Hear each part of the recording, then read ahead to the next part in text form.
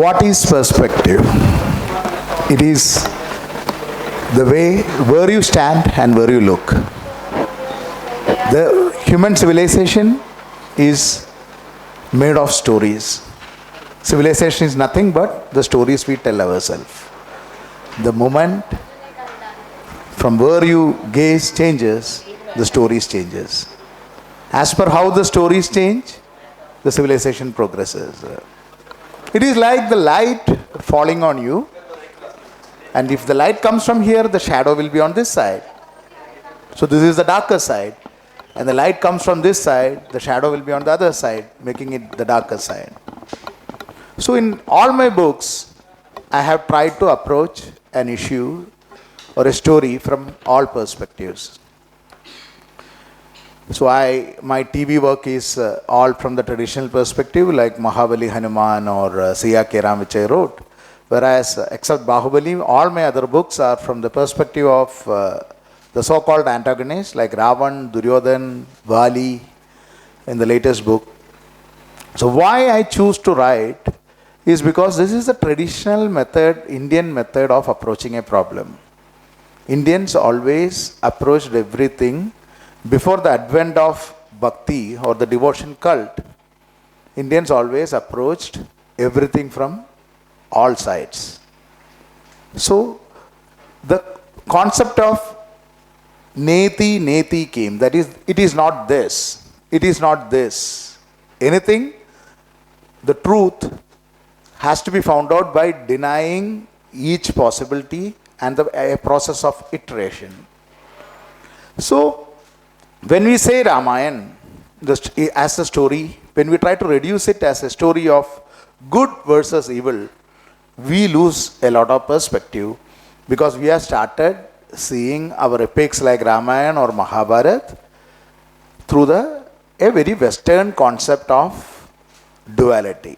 What is the difference between the Indian way of life and the Western way of life? Western in the sense, the Semitic religion, which includes communism also, Judaism, Islam, Christianity, and communism.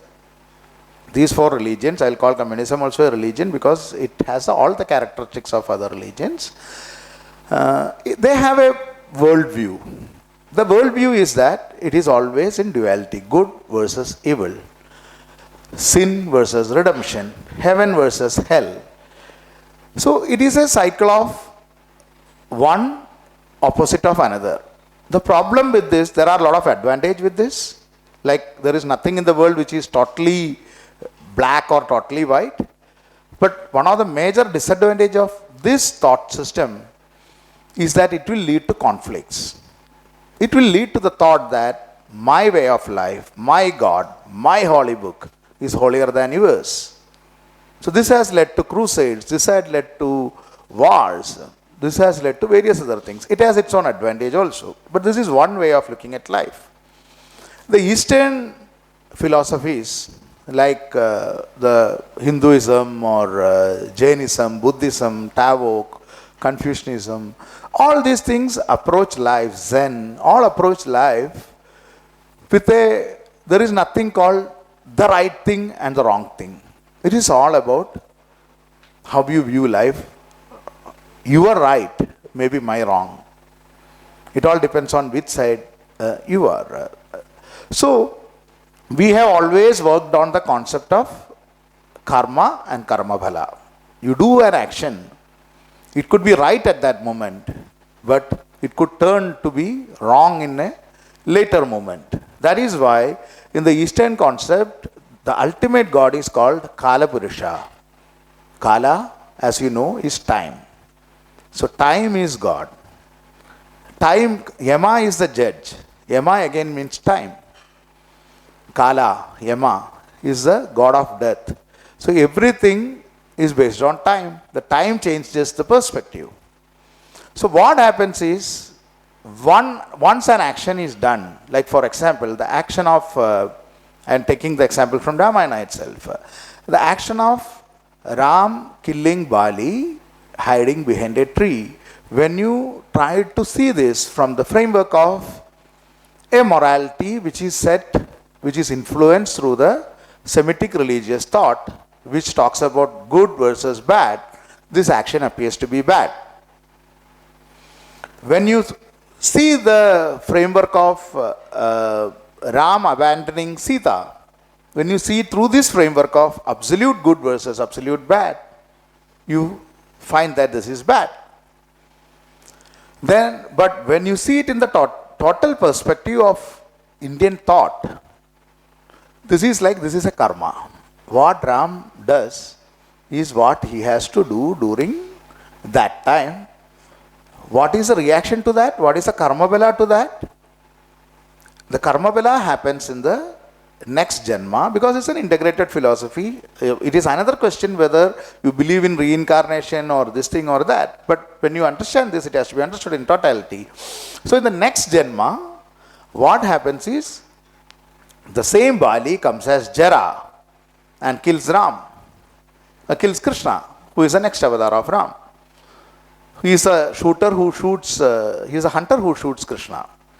Same way, Ram threatens, Lord Ram threatens the ocean, ensures that whatever the stones are put, they float, which is against the natural justice or what is true to the nature. So he threatens the god of ocean called Varuna. Is an action. What is the reaction to that? The reaction to that happens in the next janma, where the same Lord of Ocean comes and destroys a city made of stones. The Varuna comes back and destruction of Dwaraka. So when you start seeing it in this perspective, everything can be linked. Every story point can be linked like that. Who is Ravan and Kumbhakarna, or Hiranyaksha and Hiranyakashipu, or who is Kamsa and Dantavakra, in some versions Shishupala. They are no one other than Jaya and Vijaya, who were the doorkeepers of Vishnu as per this. So then who is the villain here? They are all playing a part. So once we come to this way of life, then there is no absolute good or absolute evil. My second book, that is the Ajaya Duryodhana series, started from one question which changed the perspective. There is a temple in Kerala, there is also one in Himachal Pradesh, but the temple in Kerala is what which changed the perspective. There is a temple called Poruvazhi Malanada temple. The specialty of this temple is that the main god is Duryodhana. And the other Upamurtis are Shakuni, Ashwathama and all. So it was strange. I had already written Asura, which was the story Ramayana from the perspective of Ravan. And I went to this temple at that time. What I found was there were almost 5 to 6 lakh people celebrating it. So one old man, I asked, what is this? They said, it is Duryodhana celebration. Our God is Duryodhana. So India is a country where anybody can be God. It is all about how you perceive it. And Duryodhana, so he asked one question. If Dharmakshetra, Kurukshetra, they say, if Kurukshetra was Dharmakshetra, and if it was the good which won against the evil, what should have come after that? It should have been the golden age which should have come. What came after that is the Kali Yuga, the age of darkness. And taking from the same perspective. So what was it won? What was the thing which won? Whether it was the good which won or the evil which won. Whether it was good or evil depends on which side you are. Now, imagine you are an Asura, a poor Asura staying in Lanka. Not the great, the big Asura Ravan. You are an ordinary Asura, say Bhadra, staying in Lanka. You are sleeping in your home. Somebody comes from another country. He has a problem with your ruler is evil.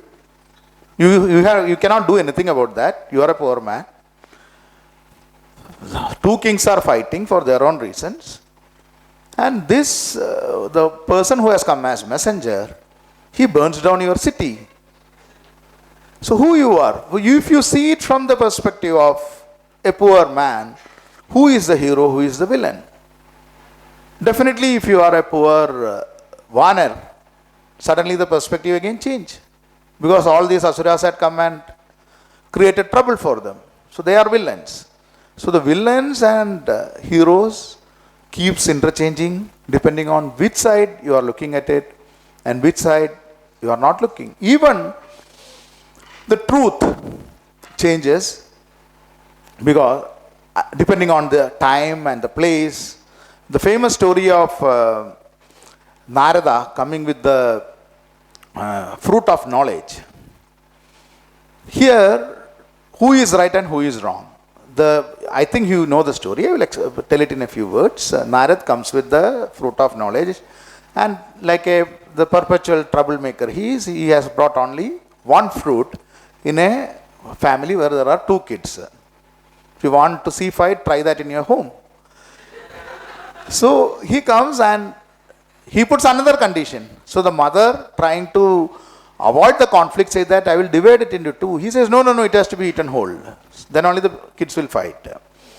So the condition is put, whosoever circumambulates the earth 3 times will get the fruit. So Kartikeya, he takes his peacock, he has a flight, so he takes a flight for the, whereas Ganesha is the man of information technology, he has a mouse,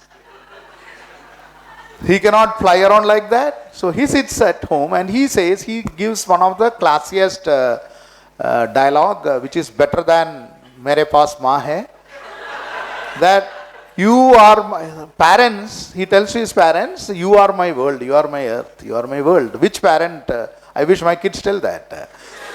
Which parent doesn't like that? They say, yeah, we are your ear. So he does 3 circles. And by the time poor Kartikeya has come back, in Mach 3 speed he comes back and finds that Ganesha is licking the seed and showing to him. Now, who is right? Naturally, Kartikeya goes away from the house and he goes to the south to Palani and he stays there, he shaves his head, he loses the way parents have discriminated against him. Shiva has to go back and he talks about the meaning of Pranava and all. That's a different story. But here, who is right or who is wrong? Whether Kartikeya is right or whether Ganesh is right. Because you have changed the definition of right and wrong here. You have changed the definition, you have changed the goalpost itself. So that you get confused what is right. In Birbal Akbar story, when Akbar asks somebody to draw, one line he draws and asks to shorten this line without rubbing it, Birbal draws a bigger line. Suddenly from that perspective it becomes a shorter one. So it keeps on, the perspective keeps on changing again and again. So how in our life, how we can avoid conflict is to sit and think from the other person's side also. So there is another good folk tale which I would like to say. This is again from the Koilon district of Kerala. I collect a lot of folk tales and some are very fascinating. Here in this village, if you go, you can Google it and see, there is a temple where all the males of that village will have to dress like female, and for a week they will have to do all the work of what a traditional, let no feminists come and attack me, I am talking about a traditional, this thing, all the male members will have to, it's an offering, they will have to dress up. How this came out to be is that one husband, one male chauvinistic person, I didn't want to use other word, so he had fought with his wife saying that she had not prepared the food because she was busy praying to the goddess. So when he was beating her up, the goddess entered into her and she became Kali. And he got scared because you know what Kali did to her husband. So through her voice, the Kali said that at least for a week in a year, all males should understand what it is to be a female. So this became an offering, and all males will have to not only dress like female, they will have to, the female The woman of the house will be sitting in the veranda reading a newspaper like how it is, and they will have to bring tea from morning tea onwards to taking, and they will be all dressed in saris with jasmine and other things. You can Google it and see. But it's how the perspective changes. 1 week you do that, then you understand how difficult it is. So this is how India has avoided conflicts. So in Indian, this thing, it has got other disadvantages also. Like as I said, any system will have advantage and disadvantage. The disadvantage of having this approach is that anything goes attitude. Since nothing is right or wrong, corruption also is right. So nothing is right or wrong. Even murder is also all right. Even some businessman does something, that is also all right. Even a politician does something, it is Rajadharma, it's Rajanidhi, it is also all right. So if you see comparatively, Asian societies are more corrupt, but have lesser conflict. Unless somebody comes from outside, there are no history of big, of course, wherever human civilization is there will be conflict. But organized conflicts like crusades or jihads were not there in the Eastern thing until these thought came. But what we have done is we have taken worst of both worlds. So now we have got the conflicts like the Western thought, and we have the fuzzy dharma of the Indian thought. So now corruption also is all right and conflict also is there. That is our misfortune. But for conflict resolution, it is always, whether you are in the office, whether you are in the house, it is always better to walk in other person's shoes. That is why one should always see any story. When you hear any story, one should always start thinking whether this is right, whether this is logical, how the story will look like if you think it from the other side. And that is only how you can avoid conflict in life and bring harmony. The word harmony has a lot of meaning in our thought process from last 4,000 or 5,000 years. We don't strive for glory, we always strive for harmony. And harmony comes only when there is an up and a down and an up and a down. That's all I have to say. Thank you very much.